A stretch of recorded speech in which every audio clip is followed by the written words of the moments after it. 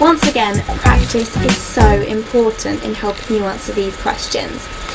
When you practice certain questions a lot and you get used to how things, are structured and how things might be worded, not only can you get quicker at answering them, but you'll figure out the way that helps you find the answer. Because we all learn differently and we all do things differently, so figure out the approach that is best for you, and that will come through a lot of practice. And a lot of these questions require, a good amount of reading as well. They will be helped by a lot of reading. So let's look at some examples. We've got question 4 here, which is alphabetical ordering. And this one not so much, helped by practice, but you'll certainly get quicker the more you do it. And something you get wrong one time, you might remember and not get wrong another time. So, with the questions like this, you have to look at the first letter of all the words. If it's the same, you move on to the next letter. In this case, that is still the same, so you move on to the third. And here we have some differences. And you've got to look at the third word to order them initially, and then carry on through and check if that order is correct.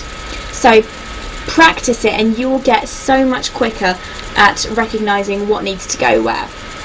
With anagrams, practice is certainly going to help you, because you'll get a lot quicker at spotting chunks of words in your anagram.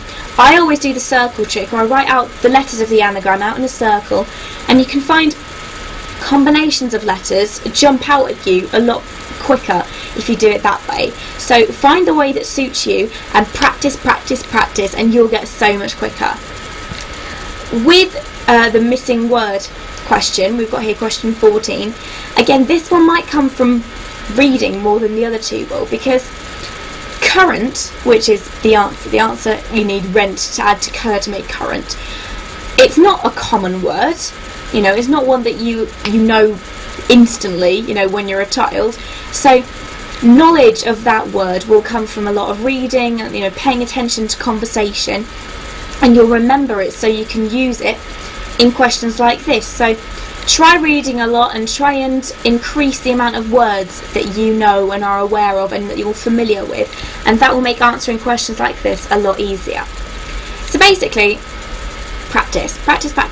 If you know you've got a test like this coming up, and there are certain questions that you're not brilliant at, practice them over and over and over, and find a method that's really going to help you answer them quickly, because you are the only one who knows how well you work, and you are the one who knows which questions you need more help with. Find out which question you need help with, establish a way that's going to help you, and then practice as much as possible.